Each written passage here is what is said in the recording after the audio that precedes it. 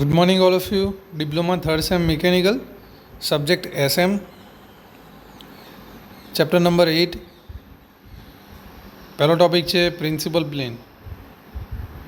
તો જોઈએ principal plane શું છે. તો જીટીયુની અંદર આ જે પ્રશ્ન જે છે એ 2 માર્ક્સની અંદર પૂછાઈ શકે છે. ડેફિનેશન સ્વરૂપે પૂછાઈ શકે છે, કાં તો એની સાથે કોઈ એનું ઇક્વેશન પ્રૂવ કરવાનું એ રીતે પણ પૂછાઈ શકે છે. ઓકે, તો પ્રિન્સિપલ પ્લેન એટલે કે જે પ્લેન ઉપર માત્ર સીધી એટલે કે ડાયરેક્ટ સ્ટ્રેસ લાગતું હોય. કેવું સ્ટ્રેસ લાગતું હોય? Direct stress. ઓકે, તથા શિયર સ્ટ્રેસ લાગતું ન હોય. આ ખાસ ધ્યાન રાખવા જેવું છે કે પ્રિન્સિપલ પ્લેન જે છે એ પ્લેન ઉપર શિયર સ્ટ્રેસ જે છે એ લાગતું નથી. એટલે કે શિયર સ્ટ્રેસ જે છે એ કેવું હોય છે? 0 હોય છે.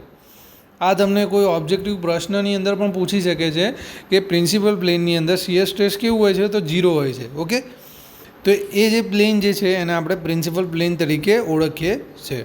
ઓકે, જેને આપણે તમે જોઈ શકો છો પીપી જે લખેલું છે એ પ્રિન્સિપલ પ્લેન તરીકે આપણે એને શોર્ટ ફોર્મમાં યાદ રાખશું, અને સિગ્મા જે છે એ ડાયરેક્ટ સ્ટ્રેસ તરીકે આપણે લઈશું. બરાબર. પ્રિન્સિપલ પ્લેન જે છે એના 3 પ્રકાર છે.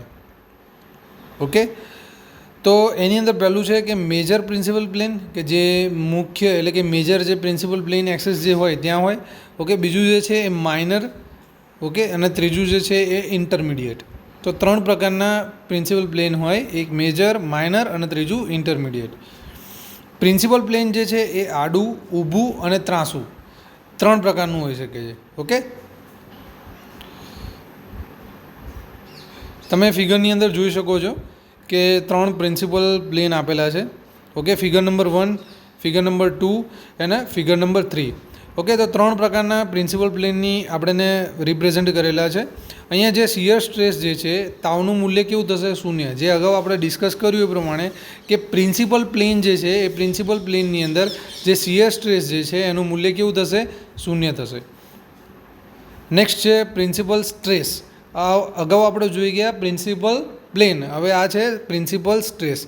ઓકે, તો પ્રિન્સિપલ પ્લેન જે છે એની ઉપર લાગતી ડાયરેક્ટ સ્ટ્રેસ.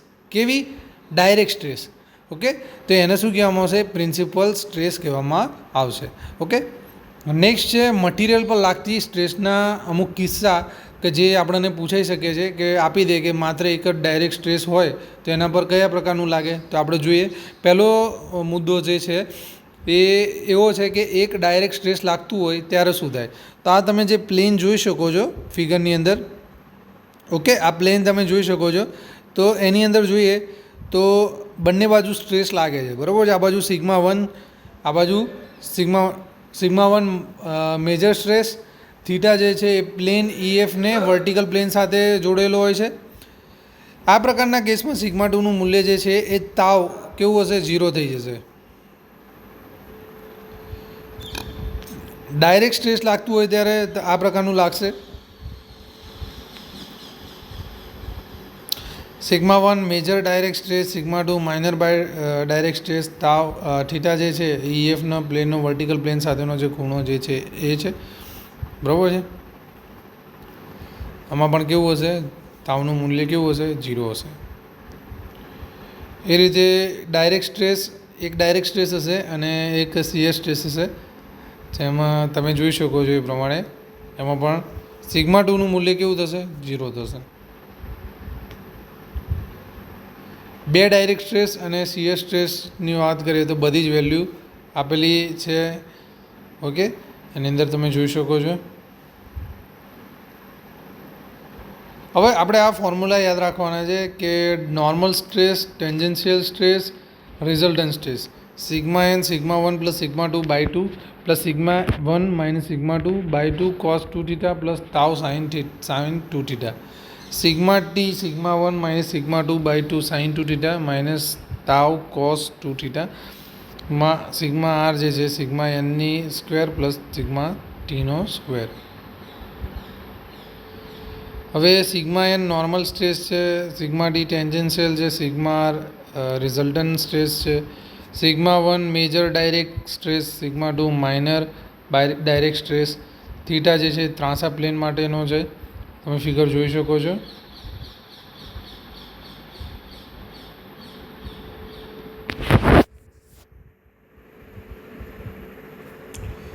જે તાવ શિયર સ્ટ્રેસ જે છે એનામાંથી જે વેલ્યુ ન આપેલી હોય તેને શૂન્ય લેવી, બરાબર.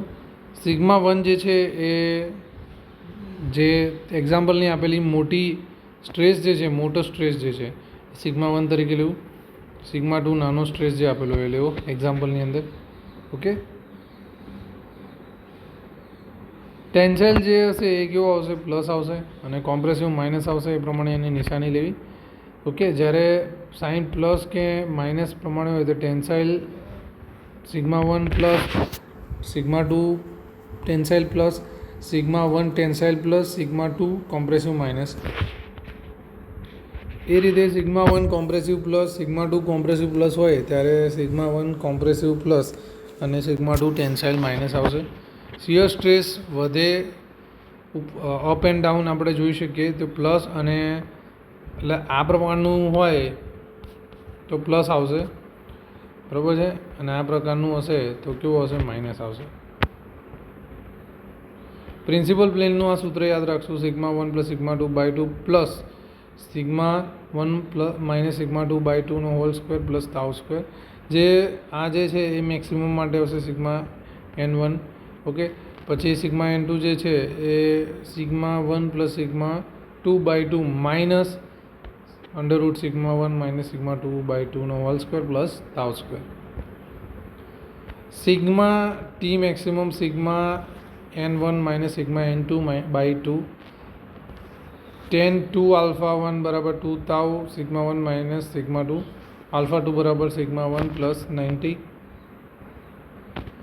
એંગલ ઓફ ઓબ્લિક્વિટી જે છે એ રિઝલ્ટન્ટ સ્ટ્રેસ અને નોર્મલ સ્ટ્રેસ વચ્ચે જે ખૂણો બને તેને એંગલ ઓફ ઓબ્લિક્વિટી કહેવાય છે. tan phi બરાબર sigma T by sigma N.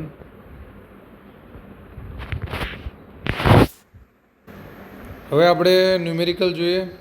તેમાં છે પ્રિન્સિપલ ટેન્સાઇલ સ્ટ્રેસ જે છે એ 80 ન્યૂટન પર mm સ્ક્વેર આપ્યો છે અને 40 ન્યૂટન પર mm સ્ક્વેર આપ્યો છે. એટલે સિગ્મા 1 મોટો કયો લેવાનો? સિગ્મા 1 લેવાનો, નાનો 40 સિગ્મા 2. ઓકે, અને 20 ડિગ્રીનો ખૂણો કરે છે એટલે થીટા આપેલો છે 20 degree. Okay, sigma N normal stress, sigma T અને સિગ્મા આ ત્રણ વસ્તુ જે છે એ આપણે શોધવાની છે, બરાબર છે. એકદમ ઇઝી એક્ઝામ્પલ છે. સિગ્મા એનનું સૂત્ર મૂકો, એની અંદર વેલ્યુ પુટ કરો સિગ્મા એન સિગ્મા 2 બાય 2 આખી વેલ્યુ પુટ કરો, બરાબર છે. તાવ આપેલો નથી તો કેટલો લેવાનો? 0 લઈ લેવાનો. વેલ્યુ પુટ કર્યા પછી એનું સિમ્પલ સાદું રૂપ આપો. ઓકે, તો તમને સિગ્મા એનની તમને વેલ્યુ મળી જશે. યુનિટ ખાસ યાદ રાખજો લખવાનો, ન્યૂટન પર mm સ્ક્વેર. સિગ્મા ટીની જે ફોર્મ્યુલા જે છે એ પુટ કરો. Sigma 1 minus sigma 2 by 2 sine 2 theta minus tau cos 2 theta. એની અંદર એની વેલ્યુ પુટ કરો. વેલ્યુ પુટ કરીને એનું સાદું રૂપ આપો એટલે તમને સિગ્મા ટી, ખાસ એનું યુનિટ યાદ રાખજો. ઓકે, એ રીતે સિગ્મા આરનું જે ઇક્વેશન જે છે સિગ્મા આરનું જે સૂત્ર જે છે એ આપણે યાદ